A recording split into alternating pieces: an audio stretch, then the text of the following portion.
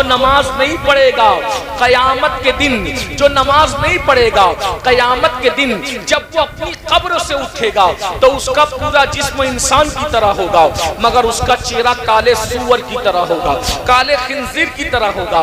اے نماز نہ پڑھنے والے میرے بھائیوں، تمہارے رسول کے قول پر تم کو یقین نہیں ہے؟ اور اگر یقین ہے تو ذرا سوچو، جب قیامت کے دن نماز نہ پڑھنے کی وجہ سے تمہارے چہرے سور کی طرح ہو جائیں گے۔ اے فجر کی نماز بستروں میں ترک کرنے والوں، اے ظہر کی نماز کاروبار میں ختم کرنے والوں، اے عصر کی نماز ترک کرنے والوں، تمہیں اپنے آپ پہ رحم نہیں آتا؟ تم اپنے آپ پہ رحم نہیں کرتے؟ ارے چہرے پر اگر سفید داغ ہو جائیں تو آدمی شادیوں میں جانا بند کر دیتا ہے، آدمی جلسوں میں جانا بند کر دیتا ہے۔ سفید داغ ہو جائے تو یہ ارے سفید داغ لے کے آدمی شادیوں میں نہیں جاتا۔ اللہ نہ کرے اگر سور کی طرح منہ، کون کر رہا ہے؟ یہ کوئی جلسے کے مولوی صاحب 14ویں صدی کے نہیں کہہ رہے، یہ رسول اللہ کی زبان کہہ رہی ہے، حضور کی زبان، حضور کی زبان کہہ رہی ہے۔ بول دلی جانے کے لیے دلی کا راستہ پکڑنا پڑے گا، لکھنؤ جانے کے لیے لکھنؤ کا راستہ پکڑنا پڑے گا۔ اسی طرح اللہ رب العزت نے بھی جنت اور جہنم یہ دو منزلیں بنائی ہے۔ کچھ لوگ جہنم کے اندر جائیں گے، کچھ لوگ جنت کے اندر جائیں گے۔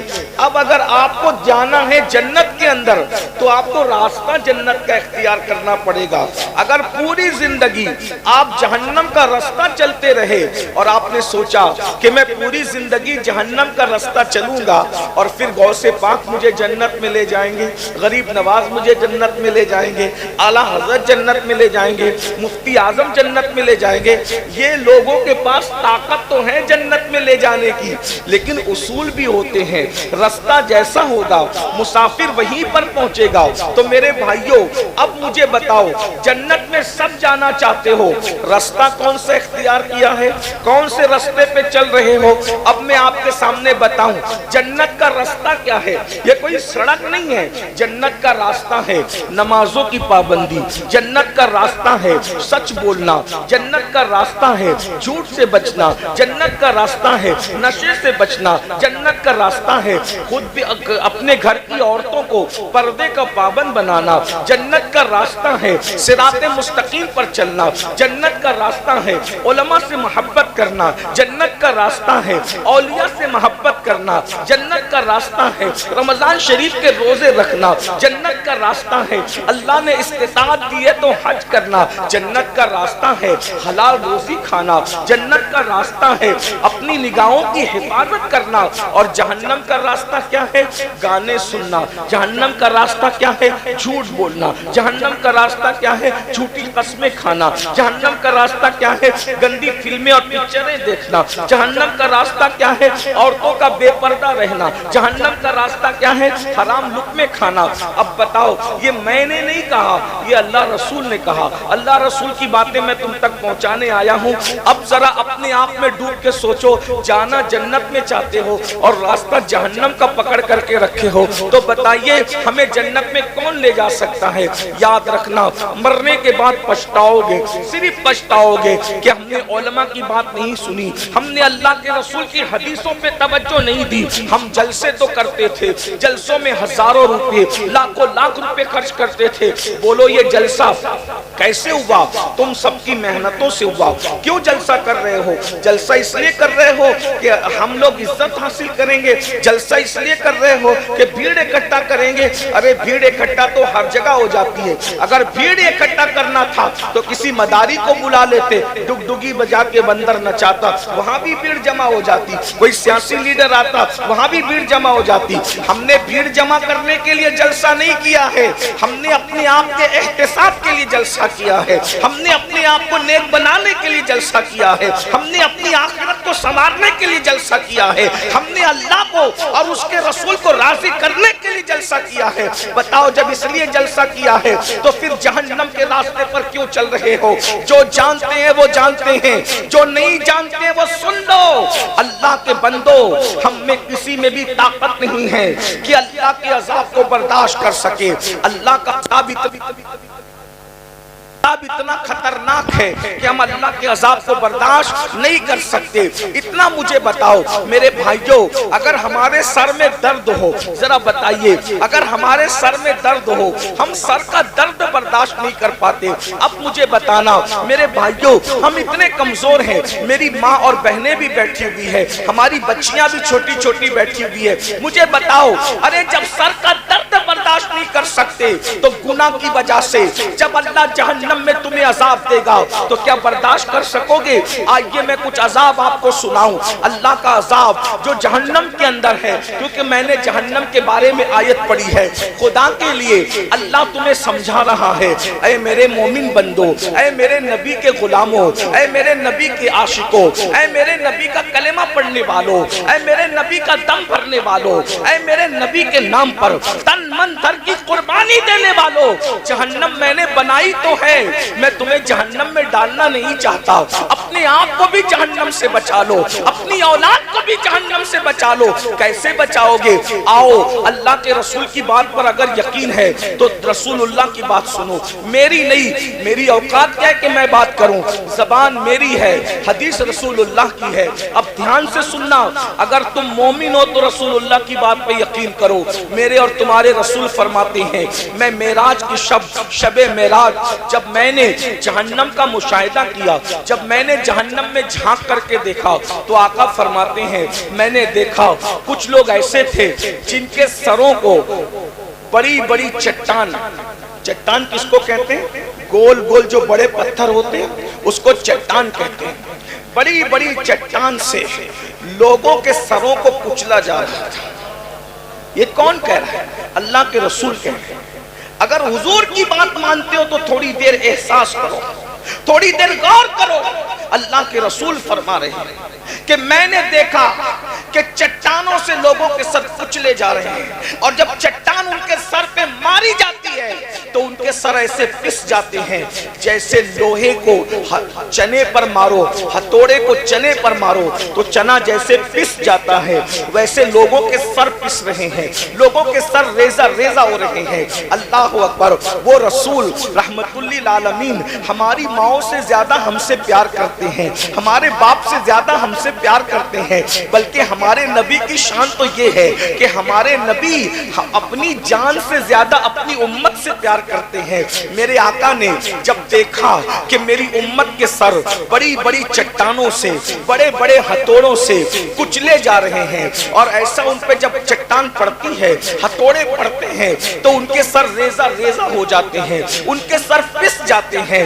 تو میرے سرکار نے پوچھا، اے جبریل یہ کون لوگ ہیں جن کے سر کچلے جا رہے ہیں، جن کے سر کچلے جا رہے ہیں؟ تو جبریل امین نے عرض کیا، یا رسول اللہ یہ آپ کی امت کے وہ لوگ ہیں جو دنیا میں نماز نہیں پڑھتے تھے، نماز نہ پڑھنے کی وجہ سے ان کے سر کچلے جا رہے ہیں. یہ کس نے کہا؟ رسول اللہ نے کہا. بولو جب نبی کی بات پہ یقین ہے. ہم تو کہتے ہیں نا تمہارے منہ سے جو نکلی وہ بات ہو کے رہی، تمہارے منہ سے جو نکلی وہ بات ہو کے رہی. اللہ اکبر. میرے بھائیوں ذرا بتاؤ، جب نبی کی ہر بات سچ ہے تو پھر تم نماز کیوں نہیں پڑھتے؟ تمہارے سر کچلے جائیں گے، تم برداشت کر سکو گے؟ میرے بھائیوں میری بہنوں، جب ہم سر کا درد برداشت نہیں کر سکتے تو وہ جہنم کا لوہا، وہ جہنم کے آگ کا بنا ہوا ہتھوڑا، وہ جہنم کی آگ کی بنی ہوئی بڑی بڑی چٹانیں جب نماز چھوڑنے کی وجہ سے ہمارے سر کچلے جائیں گے تو ہمارا کیا بنے گا؟ اس وقت تو پچھتاؤ گے. کاش مولوی صاحب کی بات سن کر، ان کی تقریر سن کر میں نے 10 منٹ کا ٹائم نکال لیا ہوتا. ایک وقت کی نماز کے لیے صرف 10 منٹ کا ٹائم لگتا ہے، لیکن نماز نہیں پڑھتے نا، اللہ کے بندوں نماز نہیں پڑھتے نا، تو یاد رکھو ایسی چٹانوں سے کچلے جاؤ گے. اب آئیے دوسری بات سنیے. میں تو چونکہ ٹائم کم ہے اس لیے میں جلدی جلدی پڑھ رہا ہوں. ایک حدیث اور سن لو، اس کو علامہ عثمان ابن حسن اپنی کتاب میں لکھتے ہیں. اللہ اللہ. اب ذرا دوسری بات سنو. اللہ کے رسول صلی اللہ علیہ وآلہ وسلم کے غلاموں، لرز جاؤ، زندگی کو بدل لو، زندگی میں انقلاب پیدا کر لو، ورنہ ایک دن مرنا ہے. بہت دن تک ہم اس دنیا میں نہیں رہیں گے. ہم سے پہلے ہمارے باپ دادا، ان سے پہلے ان کے باپ دادا، ان سے پہلے ان کے باپ دادا. بولو وہ دنیا سے گئے کہ نہیں گئے؟ ہمیں بھی جانا ہے. جگہ جی لگانے کی دنیا نہیں ہے, یہ عبرت کی جا ہے, تماشا نہیں ہے. قرآن کہتا ہے اینما تکونوا یدرککم الموت ولو کنتم فی بروج مشیدہ, اگر تم مضبوط قلعوں میں جا کر چھپ جاؤ گے تو بھی وہاں تمہیں موت آ کر کے رہے گی. میرے بھائیو سنو سنو, اللہ کے رسول کا دور ہے, مصطفیٰ جان رحمت کا دور ہے, میرے آقا کا ظاہری دور ہے. ویسے تو ہر دور حضور ہی کا ہے, ہر زمانہ حضور ہی کا ہے. اللہ کے رسول صلی اللہ علیہ وآلہ وسلم کا زمانہ ظاہری ہے. حضور علیہ السلام کے ظاہری دور کے اندر, اللہ کے حبیب علیہ السلام کے ظاہری دور کے اندر صحابہ کرام حضور کو چاروں طرف سے گھیر کر بیٹھے ہوئے ہیں. ذرا توجہ کرو, تصور کرو, بہت قیمتی بات ہو رہی ہے. اللہ اکبر, حضور کی بات ہو رہی ہے, میرے اور تمہارے آقا کی بات ہو رہی ہے. سوچو حضور کی محفل میں کیسا مزہ آ رہا ہوگا. میرے سرکار بیٹھے ہیں, چاروں طرف سے صحابہ حضور کو گھیر کے بیٹھے ہیں. اللہ اکبر, ارے نبی کا ذکر کرو تو محفل میں اتنا سکون ملتا ہے. جب نبی خود جلوگر ہوتے ہوں گے تو محفل میں کیسا مزہ آتا ہوگا. آسمان کے ستارے بھی زمین مدینہ کو, آسمان کے ستارے بھی زمین مدینہ کو رشک کی نظر سے دیکھتے ہوں گے کہ ہم میں چاند اور سورج تو ہے, مگر مدینے کی زمین کتنی خوبصورت ہے کہ اس میں آفتاب نبوت جلوہ گر ہے, مہتاب رسالت جلوہ گر ہے, اور صدیق فاروق عثمان و علی جیسے ستارے آمینہ کے چاند کو گھیرے ہوئے ہیں. اللہ اکبر, کہاں آسمان کا چاند اس کی اوقات اور کہاں آمینہ کا چاند. آپ کو بتاؤں دونوں چاند میں کیا فرق ہے. اللہ اکبر, ایک مرتبہ ام المومنین سیدہ عائشہ صدیقہ نے آسمان کے چاند کو کہا تھا, او آسمان کے چاند, تیری اوقات تو یہ ہے کہ تو صرف رات کو چمکتا ہے, دن کو نہیں چمکتا. سورج کی روشنی میں تو نہیں چمک سکتا, لیکن میرا چاند دیکھ, یہ دن کو بھی چمکتا ہے, رات کو بھی چمکتا ہے. نعرہ تکبیر, نعرہ رسالت, عصمت مصطفیٰ, شان مصطفیٰ, حضرت علامہ سید امین القادری صاحب قبلہ. حضور کا چہرہ ایسا چمکتا تھا کہ اندھیری رات میں بھی لوگ حضور کے چہرے کی روشنی میں راستہ طے کر لیا کرتے ہیں. میرے امام کہتے ہیں لَقَ بَدْرٌ فِي الْوَجْهِ الْأَجْمَلِ, لَقَ بَدْرٌ فِي الْوَجْهِ الْأَجْمَلِ, خط حال ماں زلف عبر اجل, تورے چندن چندرو پرو کنڈل, رحمت کی بھرن برسا جانا. کیا بات ہے, زندہ باد, زندہ باد. کتنے خوبصورت ہمارے. میں تو یہی اپنے نصیبے پہ ناز کرتا ہوں کہ ہر مذہب کے آدمی کو چیلنج ہے, تیرے مذہب کا قائد لا, اور اپنے نبی کو ہم بتاتے ہیں ارے ہمارے نبی جیسا خوبصورت کسی کے پاس نہ قائد تھا, نہ ہے, نہ ہوش. زندہ باد, نعرہ تکبیر, نعرہ رسالت, تاجدار مدینہ کانفرنس. جس کا قائد اتنا خوبصورت ہو اس کا مذہب کتنا خوبصورت ہو, کتنا خوبصورت مذہب ہوگا. اپنے مذہب پہ توجہ کرو, اپنے مذہب پہ توجہ کرو, کتنا خوبصورت. اگر مذہب کی بات ہے تو سب نبی اسلام لے کر آئے, مگر یہ بھی کہوں ہر امت کو چیلنج ہے کہ ہمارا نبی جتنا خوبصورت ہے, تم سب کے نبی خوبصورت تھے, وہ ہمارے ہی نبی ہے, ہم ایمان سب پر لائے, لیکن جس کا ہم کلمہ پڑھتے ہیں اس جیسے خوبصورت تو حضرت موسیٰ بھی خوبصورت ہے, مگر ہمارے نبی کی طرح خوبصورت نہیں ہے. حضرت یوسف بھی خوبصورت ہے مگر ہمارے نبی کی طرح نہیں ہے. کیا فرق ہے حسن مصطفیٰ میں اور حسن یوسف میں. اللہ اکبر, حسن یوسف دیکھ کر عورتیں عاشق ہو گئی, اور حسن مصطفیٰ تو اللہ کو بھی بھا گیا. زندہ باد, زندہ باد. حسن یوسف پر عورتوں کی انگلیاں ٹکڑے ٹکڑے ہو گئی. توجہ, حسن یوسف پر عورتوں کی انگلیاں ٹکڑے ہو گئی, اور میرے نبی کی ایک انگلی کو دیکھ کر چاند ٹکڑے. زندہ باد, زندہ باد. دیکھو اپنے نبی کی شان, اپنے اس اس لیے سبحان اللہ۔ اگر نبی کے ساتھ جنت میں رہنا ہے تو گناہ چھوڑ، واہ نبی کے ساتھ رہنا ہے کیا کرو؟ گناہ چھوڑ۔ دیکھو ابھی ایک بات بتاؤں، مجھ جیسا گنہگار گرا پڑا، میرے قریب بیٹھنے کو کتنے لوگ کوشش کر رہے ہیں نا؟ حالانکہ میں تم سب میں گنہگار، تم سب مجھ سے اچھے۔ اللہ کے بندوں میں سب سے گنہگار اگر کوئی بندہ ہے تو اس کو امین القادری کہتے ہیں۔ سب سے زیادہ مجرم گنہگار گرا پڑا سیاکار، لیکن کیا نسبت ہے مجھے؟ رسول اللہ سے اتنی نسبت ہے کہ ہم ان کے گھرانے میں پیدا ہو گئے، تو آپ ہمارے قریب بیٹھنے کے لیے ایک دوسرے کو دھکے مار رہے ہیں۔ مصافہ یہاں ہم ہیں تو ہمارے قریب آنے اتنے تڑپ رہے ہو، قیامت میں ہم ہوں گے پتہ نہیں کہاں، لیکن رسول اللہ سب کو نظر آئیں گے، رسول اللہ سب کو نظر آئیں گے۔ تو بولو حضور کے قریب کون پہنچے گا؟ وہاں کوئی سورسز سے نہیں پہنچے گا، وہاں کوئی کسی کی چاپلوسی سے نہیں پہنچے گا، وہاں کوئی کسی کے ذریعے سے نہیں پہنچے گا۔ اگر نبی کے قریب رہنا ہے تو جو دنیا میں گناہ چھوڑ دے گا اس کو نبی کے قریب میں بٹھایا جائے گا۔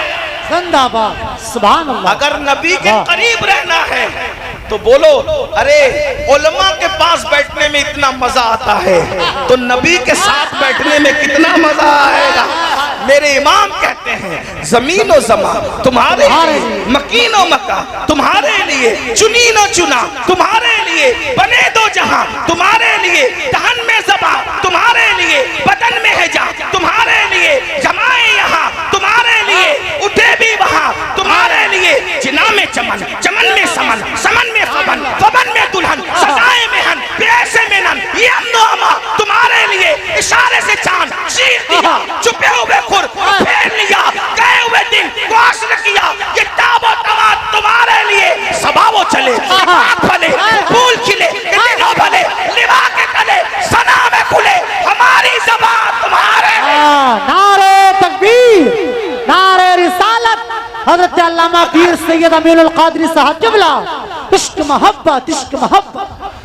اگر آج میرے نبی سے وفاداری کرو گے، اگر آج میرے نبی سے وفاداری کرو گے تو نبی کے جھنڈے کے نیچے قیامت کے دن رہو گے اور اتنے قریب سے حضور کو دیکھو گے۔ آج بن دیکھے ان پہ درود پڑھتے ہو، قیامت میں ان کا چہرہ دیکھتے جاؤ گے، درود پڑھتے جاؤ۔ زندہ باد، سبحان اللہ۔ اگر تم نے جوانی میں گناہ چھوڑ دیا، اگر تم نے جوانی میں گناہ چھوڑ دیا تو رسول اللہ کا وعدہ ہے جو جوانی میں گناہ چھوڑ دے میں اس کا ہاتھ پکڑ کر اپنے ساتھ جنت میں لے جاؤں گا۔ بولو حضور ہاتھ پکڑ کے جنت میں لے جائیں گے تو کیسا مزہ آئے گا۔ تو اب بات چل رہی تھی کیا؟ سنیے، میں بات مختصر، اذان کا ٹائم قریب ہو رہا ہے، توجہ فرمائیں۔ حضور کی محفل سجی ہے، حضور کی، بولو بے حضور کی، آپ اٹھ کے ادھر نہیں آئے، ابھی ادھر ہی بیٹھے، بات سنو، بات سنو۔ نذرانہ دینے سے زیادہ قیمتی ہے کہ آپ میری تقریر سنیں، اور اگر میری بات اچھی لگے تو ایک طریقہ بتاؤں نذرانہ دینے کا، بتاؤں؟ بتاتا ہوں، سب جگہ بتاتا ہوں، یہاں بھی بتاتا ہوں۔ میری بات اچھی لگے اٹھ کے نہیں آنا، ایک جیب سے پیسہ نکالنا اور دوسری جیب میں ڈال دینا۔ کیا کرنا؟ ایک جیب سے پیسہ نکال کے دوسری جیب میں، اور پیسہ جمع کرنا۔ جب محفل ختم ہو تو مغرب کی نماز جس امام کے پیچھے جا کے پڑھنا یا عشاء کی نماز، تو اس امام صاحب کو کہنا یہ میری طرف سے بھی اور سید کی طرف سے آپ کو نذرانہ قبول فرمائے۔ ٹھیک ہے؟ ایسا کرو گے، وہیں بیٹھو، ادھر ہی بیٹھو، میں نذرانہ لینے سے انکار نہیں کر رہا ہوں، مجھے ہی دو، مگر میرے اماموں کو دو گے تو سمجھ لو کہ آپ نے مجھے دے دیا۔ ٹھیک ہے؟ ٹھیک ہے انشاءاللہ۔ اب آپ وہیں بیٹھیں گے، غور سے سننا میری بات، بات قیمتی ہے۔ حضور کی محفل سجی ہے، اللہ کے رسول کی محفل سجی ہے، سب بیٹھ کر اچھی پیار کی باتیں ہو رہی ہے، سب کو مزہ آ رہا ہے، سب کو اچھا لگ رہا ہے۔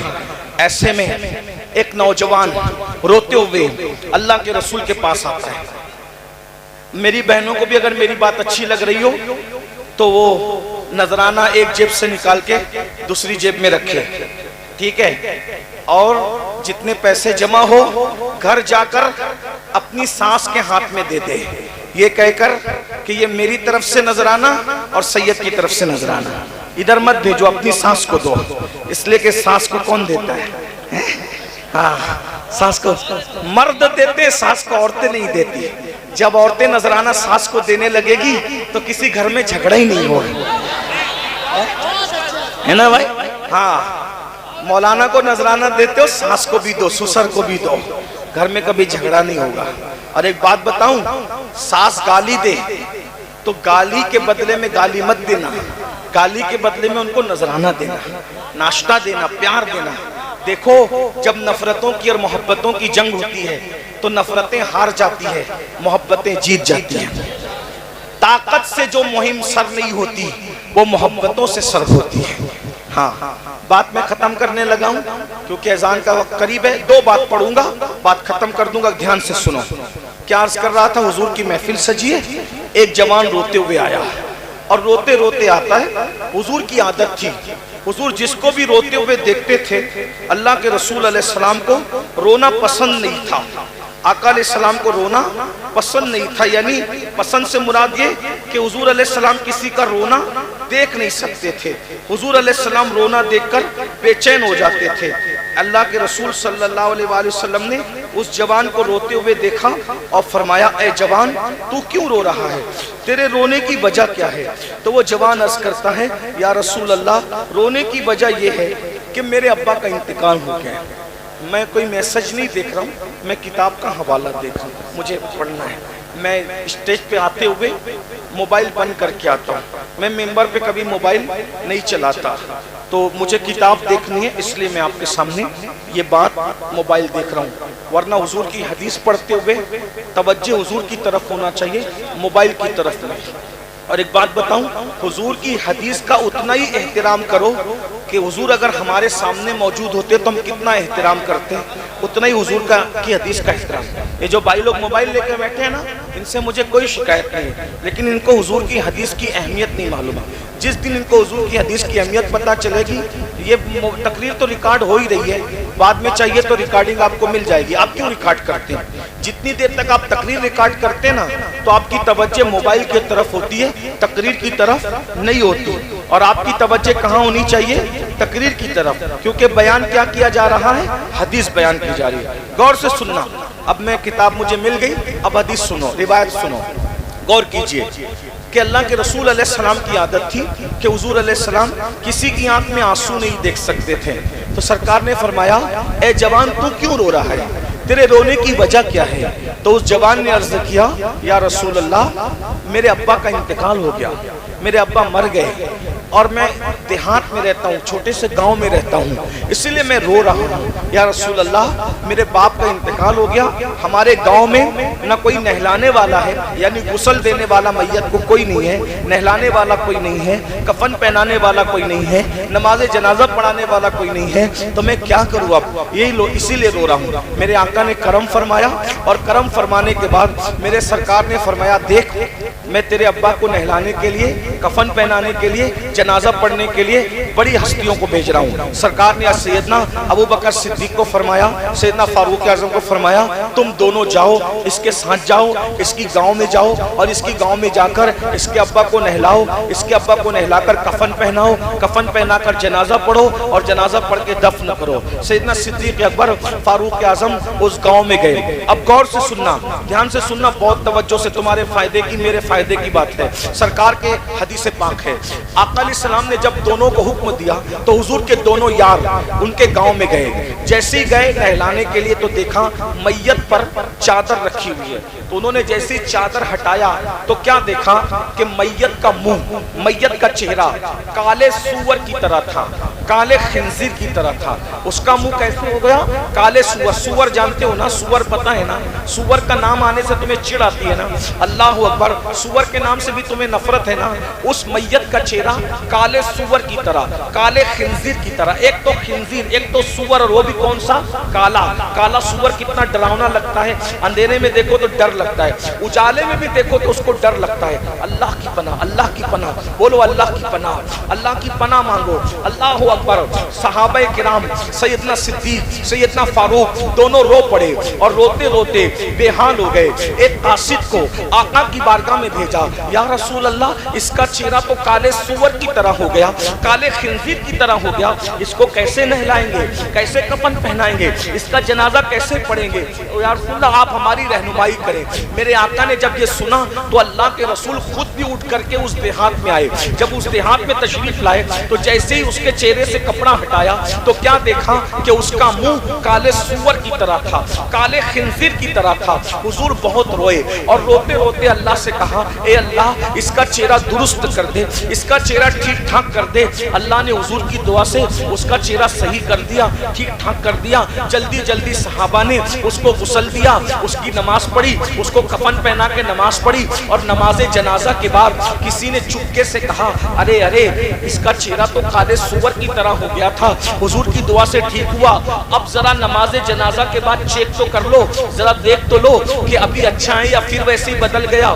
جب نماز جنازہ کے بعد اس کے منہ سے کفن ہٹایا تو کیا دیکھا کہ اب بھی اس کا چہرہ کالے سور کی طرح تھا, کالے خنزیر کی طرح تھا. اللہ اکبر. صحابہ کرام نے پوچھا, یا رسول اللہ اس کا چہرہ بار بار سور کی طرح کیوں ہو جاتا ہے, خنزیر کی طرح کیوں ہو جاتا ہے, وہ بھی کالے سور کی طرح, اس کا چہرہ جنازے میں بدل کیوں جاتا ہے؟ تو میرے آقا نے خود کچھ کہنے کی بجائے اس کے بیٹے کو بلایا اور بلا کر کے پوچھا, اے جوان تو سچ بتا کہ تیرا باپ کرتا کیا تھا؟ میرا اللہ کسی پہ ظلم نہیں کرتا, میرا اللہ تو پردے ڈالتا ہے, میرا اللہ یوں کسی کو ذلیل نہیں کرتا, یہ بتا کہ تیرا باپ کرتا کیا تھا؟ اس جوان نے کہا, یا رسول اللہ میرا باپ کوئی گناہ نہیں کرتا تھا, وہ بہت اچھا تھا, لیکن اس کے اندر صرف ایک برائی تھی کہ جب نماز کا وقت آتا تو وہ سو جایا کرتا تھا, وہ نماز نہیں پڑھتا تھا.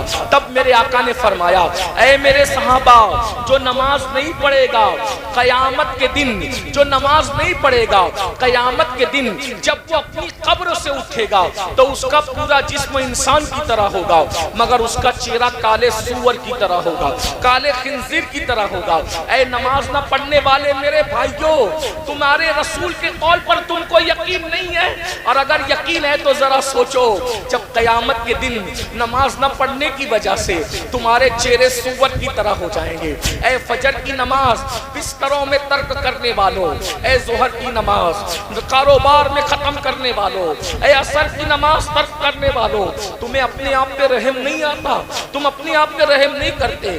ارے چہرے پر اگر سفید داغ ہو جائیں تو آدمی شادیوں میں جانا بند کر دیتا ہے, آدمی جلسوں میں جانا بند کر دیتا ہے. سفید داغ ہو جائے تو یہ, ارے سفید داغ لے کے آدمی شادیوں میں نہیں جاتا. اللہ نہ کرے اگر سور کی طرح منہ, کون کر رہا ہے یہ؟ کوئی جلسے کے مولوی صاحب 14ویں صدی کے نہیں کہہ رہے, یہ رسول اللہ کی زبان کہہ رہی ہے, حضور کی زبان, حضور کی زبان کہہ رہی ہے. بولو اگر چہرے پہ پھنسی نکل آئے تو تم کسی محفل میں جانے میں شرماتے ہو نا. میں نے ایک عالم کو دیکھا, میں رو پڑا, بہت نیک عالم. ابھی کچھ دن پہلے ایک بہت نیک عالم کو دیکھ کے میں جلسے میں رو رہا تھا. ان کے ہاتھ پہ سفید داغ تھا, تو جب وہ تقریر کر رہے تھے تو تقریر کرتے کرتے جب وہ ہاتھ اٹھاتے تھے تو اپنے ہاتھ کو رومال میں چھپا لیتے. بیماری تو اللہ دیتا ہے, اور جس کو بیماری دیتا اس کے درجات بھی بلند. نیک آدمی ہے لیکن اللہ نے ان کو وہ بیماری دے دی, اللہ کی مرضی, اللہ جس کو جو چاہے بیماری دے دے. تو جب وہ ہاتھ چھپا کر کے تقریر کرتے تھے تو میں نے دیکھا تو میری آنکھ میں آنسو آ گیا. مجھے خیال ہے, اے اللہ انسان سفید داغ جلسے میں نہیں بتا پاتا, جب اس کا منہ نماز نہ پڑھنے کی وجہ سے کالے سور کی طرح ہوگا, کالے خنزیر کی طرح ہوگا, تو یہ تیری بارگاہ میں منہ لے کر کیسے جائے گا؟ آج کتنے لوگ اس جلسے میں آئے ہو, ظہر پڑھی, عصر پڑھی, فجر پڑھی, نہیں پڑھی, اکثر لوگوں نے نہیں پڑھی. اور رسول اللہ نے کیا فرمایا, جو نماز نہیں پڑھے گا جب وہ اپنی قبر سے نکلے گا تو اس کا منہ کالے سور کی طرح, کالے خنزیر. ایک وقت کی نماز کے لیے صرف 10 منٹ کا ٹائم لگتا ہے, 10 منٹ سے زیادہ نہیں. 5 وقت کی نماز کے لیے 50 منٹ کا ٹائم. اگر مجھے لوگوں کی بوریت کا احساس نہ ہوتا تو نماز کی اہمیت کے تحت میں کسی عنوان پہ تقریر ہی نہیں کرتا, میں پوری زندگی صرف نماز پہ تقریر کرتا, کیونکہ مجھے معلوم ہے جو نماز پڑھے گا اس کی دنیا بھی سنور گئی, آخرت بھی سنور. اپنی اپنی قوم کو اگر میں صرف نمازی بنانے میں کامیاب ہو جاؤں تو یہ میرے لیے بھی نجات ہے، ان کے لیے بھی نجات ہے، کیونکہ نماز سے بڑی چیز کامیابی کے لیے کوئی ہے ہی نہیں، اس لیے اپنے بچوں کو نمازی بناؤ۔ دوسری چیز، جہنم کے اندر سب سے زیادہ عذاب کس کو ہوگا؟ 3 لوگوں کو ہوگا، 3 لوگوں کو۔ نمبر 1 بے نمازی کو۔ اب دوسرا سنو، بات ختم، اس سے دھیان سے سننا۔ آپ ہمیشہ مقرر بلاتے ہیں، آج آپ نے مقرر نہیں بلایا، آج آپ نے فقیر بلایا، فقیر۔ یہ فقیر کے دل کا درد سن، تقریر نہیں، درد ہے دل کا فقیر کا، قادری فقیر، غوث پاک کے فقیر کے دل کا درد ہے، سن لو۔ سب سے زیادہ عذاب بے نمازی کو۔ دوسرے نمبر پہ سب سے زیادہ عذاب کس کو؟ جو دنیا میں نشہ کرے گا، اس کو، نشہ کرنے والے۔ آج میری قوم میں نشہ عام ہو گیا، شراب کا نشہ، ڈرگ کا نشہ، بھنگ کا نشہ، چرس کا نشہ، انجیکشن کا نشہ، ہیروئن کا نشہ۔ نشہ کرنے والوں کا انجام ایک حدیث میں سن لو بس، پھر بات ختم۔ توجہ، قیامت کے دن جن لوگوں نے دنیا میں نشہ کیا ہوگا، نشہ،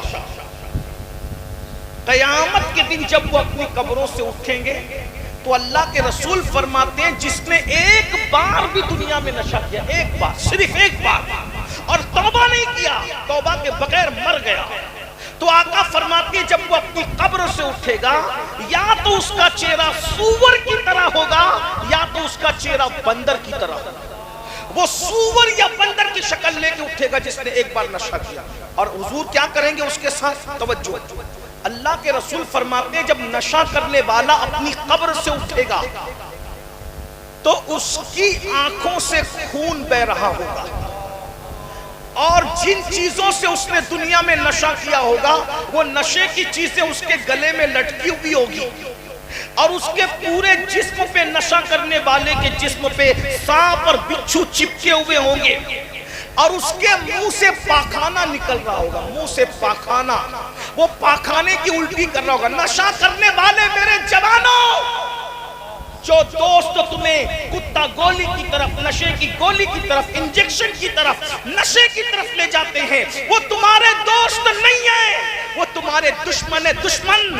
اللہ کے رسول نے فرمایا جو نشہ کرتا ہے میں محمد اس سے بیزار ہوں، اس کے ساتھ میرا کوئی رشتہ نہیں ہے، قیامت کے دن میں اس کے ساتھ بیزار ہوں۔ اور آقا فرماتے ہیں نشہ کرنے والا جب نشہ کر کے مرے گا اللہ اس کو جہنم میں ڈالے گا، تو وہ مجھے پکار کر کہے گا یا رسول اللہ مجھے بچا لو، یا رسول اللہ مجھے بچا لو، تو میں کہوں گا تو میری شفاعت کے قابل نہیں ہے۔ حضور علیہ السلام کہیں گے او نشہ کرنے والے تو میری شفاعت کے قابل نہیں ہے۔ بولو، دنیا میں نشہ کر، فلمیں دیکھ کر، پکچر دیکھ کر، بلکہ آؤ ایک حدیث سنو، دردناک حدیث۔ میرے آقا فرماتے ہیں اگر کوئی نشہ کرے تو نشہ کرنے والوں کے ساتھ تم اپنا رشتہ مت رکھو، نشہ کرنے والے کو پہلے سمجھاؤ، اگر مانتا ہے تو ٹھیک ہے۔ نشہ کرنے والا اگر پتہ چل جائے کہ یہ بندہ نشہ کر رہا ہے تو نشہ کرنے والے کو پہلے سمجھاؤ، مانتا ہے تو ٹھیک ہے، نہیں مانتا اس کا بائیکاٹ کر۔ آقا فرماتے ہیں نشہ کرنے والے سے تعلق مت رکھو، نشہ کرنے والے سے رشتہ مت رکھو۔ اب نشہ کرنے والے سے رشتہ رکھنے کا انجام کیا ہے سنو۔ آقا فرماتے ہیں جس نے نشہ کرنے والے کو ایک لقمہ کھلایا، لقمہ، تو آقا فرماتے ہیں نشہ کرنے والے کو جو کھانا کھلائے گا ایک لقمہ، اللہ اس کے جسم پر قیامت کے دن سانپ اور بچھو مسلط کرے گا۔ جس نے نشہ کرنے والے کی کوئی حاجت پوری کی گویا اس نے اسلام کو ڈھانے پر مدد کی، جس نے نشہ کرنے والے کو قرض دیا اس نے مسلمان کے قتل پہ مدد کی۔ حتیٰ کہ آقا فرماتے ہیں نشہ کرنے والا اگر تمہاری محفل میں آئے اس کو عزت کے ساتھ اپنے پاس مت بٹھانا، اگر تمہیں پتا چل جائے کہ اس نے نشہ کیا پہلے سمجھاؤ، نہیں مانے اس کو اپنے ساتھ مت بٹھانا۔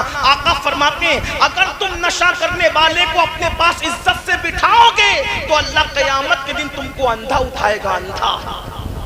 بتاؤ جب نشہ کرنے والے کو اپنے پاس بٹھانے، یہ مولانا اگر پتا چلے کہ کوئی بندہ نشہ کرتا ہے پھر بھی اللہ کے رسول کے منع کرنے کے بعد مولانا اپنے پاس نشہ کرنے والے کو بٹھائے تو اللہ مولانا کو اندھا اٹھائے گا، تو جو خود نشہ کرتا ہے اس کا کیا انجام ہوگا؟ بتاؤ جب نشہ کرنے والے کو عزت سے بٹھانے والے مولانا کو اللہ اندھا اٹھا رہا ہے تو جو نشہ کرتا اللہ اس پہ کتنی ناراضگی کا اظہار کرے گا، اس کو کیسا؟ اس لیے میرے بھائیوں قوا انفسکم واہلیکم نارا، اپنے آپ کو بھی جہنم سے بچاؤ، اپنی اولاد کو بھی جہنم سے بچاؤ، جہنم کے راستے پہ مت جاؤ۔ اور اللہ کے رسول فرماتے ہیں التائب من الذنب کما لا ذنب لہ، کہ گناہ سے توبہ کرنے والا ایسا ہے جیسے اس نے گناہ کیا ہی نہیں ہے۔ توبہ کر لو اللہ سب معاف کر دے گا، توبہ کے دروازے کھلے اللہ سب معاف کر دے گا۔ سچی توبہ کرو، بولو توبہ کرتے ہو؟ سورج غروب ہو رہا ہے، توبہ کا وقت ہے، سب توبہ کرتے ہو؟ سب کرو گے؟ ارے توبہ کرنے والے کے بارے میں میرے آقا فرماتے ہیں جب کوئی جوانی میں توبہ کرتا ہے تو اللہ 70 دن تک آسمان میں نور کی کنڈیلیں جلاتا ہے، اور فرشتے ایک دوسرے سے کہتے ہیں آج ایک جوان نے توبہ کی ہے، اسی خوشی میں اللہ نے نور کی کنڈیلیں جلائی۔ توبہ کرنے والے کے لیے حضور اللہ فرماتا ہے ان اللہ یحب التوابین، کہ بے شک توبہ کرنے والا اللہ کا محبوب ہے۔ توبہ کرتے ہو؟ سب کرو گے سب توبہ؟ بھائیوں کیسے کیسوں نے توبہ کی، اللہ نے قبول کیا۔ اب مغرب کا ٹائم ہو گیا، ہے نہیں وقت، ورنہ میں آپ کو ایک واقعہ بتاتا تو آپ کو پتا چلتا کہ توبہ کرنے والا کہاں پہنچتا ہے۔ بس اتنا سن لو کہ ویسے میں نے تقریروں میں کئی جگہ کئی واقعات بتائے، یہاں اب میں واقعہ نہیں بتاتا، صرف اتنا کہتا ہوں توبہ کر لو۔ توبہ جو کر لیتا ہے اگر ہزاروں سال گناہ کر کے بھی کوئی توبہ کرے نا تو اللہ اس کو توبہ کرنے والوں کو گناہ سے ایسے پاک کر دیتا ہے جیسے وہ ابھی اپنی ماں کے پیٹ سے پیدا ہوا۔ آؤ تم سب ہم سب مل کر دنیا میں جتنے گناہ ہوئے جہاں جیسے ہوئے سب سے توبہ کرو، لیکن ایک بار توبہ کرو گے تو دوبارہ پھر اس گناہ نہیں کرنا، کیونکہ جو توبہ کر کے پھر گناہ کرتا ہے تو اللہ کہتا ہے میرے ساتھ مذاق مت کر۔ اللہ کیا کہتا ہے؟ میرے ساتھ مذاق مت کر، پھر اللہ ناراض ہوتا ہے۔ کون کون توبہ کرنے تیار ہے؟ جو دل سے تیار ہے وہی توبہ کرے۔ سبحان اللہ۔ آئیے سب میں بھی ہم سب توبہ کرتے ہیں۔ استغفر اللہ، دل سے پڑھو استغفر اللہ، استغفر اللہ ربی من کل ذنب واتوب الیہ، استغفر اللہ ربی من کل ذنب واتوب الیہ، استغفر اللہ ربی من کل ذنب واتوب الیہ۔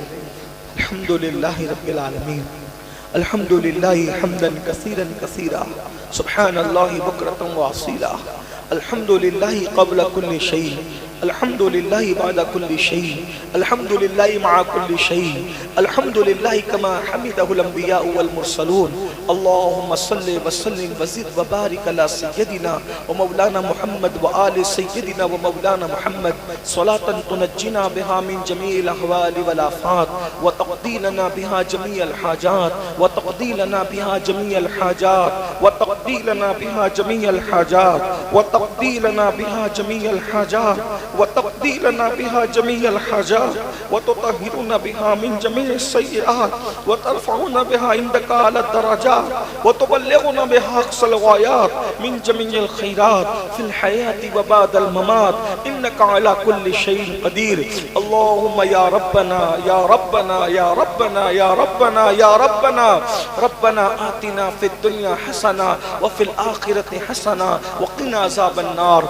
ربنا ظلمنا انفسنا وان لم تغفر لنا وترحمنا لنكونن من الخاسرین۔ ربی اجعلنی مقیم الصلاة ومن ذریتی ربنا وتقبل دعاء۔ ربنا اغفر لي ولوالدي وللمؤمنين يوم يقوم الحساب۔ ربنا هب لنا من ازواجنا وذرياتنا قرة اعين واجعلنا للمتقين اماما۔ اللهم احسن عاقبتنا في الامور كلها واجرنا من خزي الدنيا وعذاب الاخرة۔ اللهم اهدنا فيمن هديت وعافنا فيمن عافيت وتولنا فيمن توليت وتولنا فيمن توليت وتولنا فيمن توليت وبارك لنا فيما أعطيت وقنا شر ما قضيت فإنك تقضي ولا يقضى عليك إنه لا يذل من وليت ولا يعز من عاديت تبارك ربنا وتعاليت سبحانك رب البيت يا الله يا رحمن يا رحيم يا الله يا رحمن يا رحيم يا الله يا رحمن يا رحيم يا رب محمد مصطفى يا رب محمد مصطفى يا رب محمد مصطفى مولا یہ تیرے بندے اور بندیاں غروب آفتاب کے وقت جہاں بیٹھے دعا کی قبولیت کے وقت جہاں بیٹھے اللہ سب نے آج توبہ کی تیرے اس سینکڑوں بندے بندیوں نے توبہ کی ایک بندہ توبہ کرے تو تو آسمان میں 70 دن قندیلیں جلاتا سینکڑوں نے توبہ اے اللہ سب کی توبہ قبول کر اے کروڑوں ماؤں سے زیادہ پیار کرنے والے اللہ ہم سب کی توبہ قبول کر ہم نے جان بوجھ کر انجانے میں تنہائیوں میں سب کے سامنے جب بھی جہاں بھی جو بھی گناہ کی اللہ ہم بہت گنہگار ہیں ہم سے بڑا کوئی گنہگار نہیں ہم تجھ سے دور رہے تیرے بھاگے ہوئے غلام آج تیرے در پر آئے مولا تیرے بے شمار احسان ہیں ایک احسان اور کر دے مولا تیرے محبوب کا واسطہ پنجتن پاک کا واسطہ ہم سب کی بے حساب مغفرت فرما ہم سب کی بے حساب مغفرت فرما ہم سب کی بے حساب مغفرت فرما ہمارے ماں باپ کی مغفرت اے اللہ تو ہم سے بہت پیار کرتا ہے نا کروڑوں ماؤں سے زیادہ پیار کرتا ہے نا میں تجھ سے عرض کرتا ہوں پنجتن کا واسطہ دے کر کھڑے ہونے سے پہلے ہم سب کی مغفرت کر دے یہاں سے ہٹنے سے پہلے ہم سب کی مغفرت کر دے تو ہم سب سے راضی ہو جائے اللہ تو نے وعدہ کیا ہے نا ادعونی استجب لکم مجھ سے مانگو گے تو میں تمہیں ضرور دوں گا ہم تجھ سے مغفرت مانگتے ہیں اللہ ہمیں معاف کر دے تو ہم سے ہمیشہ کے لیے راضی ہو جا ہمارے ماں باپ کی مغفرت کر دے ہمارے بوڑھے ماں باپ کی مغفرت کر دے ہمارے ماں باپ کی بڑھاپے پہ رحم کر دے پوری امت محمدیہ کی مغفرت کر دے سب کی بخشش کر دے اے اللہ میری قوم کے جوان بگڑ گئے مولا سب کو نیک بنا دے مولا میری پوری قوم کے جوانوں کو بیٹوں کو بیٹیوں کو بھائیوں کو بہنوں کو ہم سب کو نیک بنا دے دکھاوے کا نیک مت بنا ٹوپی کپڑوں کا نیک مت بنا داڑھی ٹوپی والا صرف نیک مت بنا دل کا نیک بنا سچا نیک بنا جسے تو نیک کہے ویسا نیک بنا تیرا حبیب جسے نیک کہے ویسا نیک بنا ہمیں متقی بنا دے ہمیں پرہیزگار بنا دے ہمیں پارسا بنا دے ہمیں اور قیامت تک ہماری نسلوں کو نمازی بنا دے مولا مولا ہمیں نماز کا شوق دے دے نماز کی توفیق دے دے اے اللہ اذان ہو ایسی بے چینی دے جب تک نماز نہ پڑھے دلوں کو چین نہ ملے جب تک نماز نہ پڑھے دلوں کو قرار نہ ملے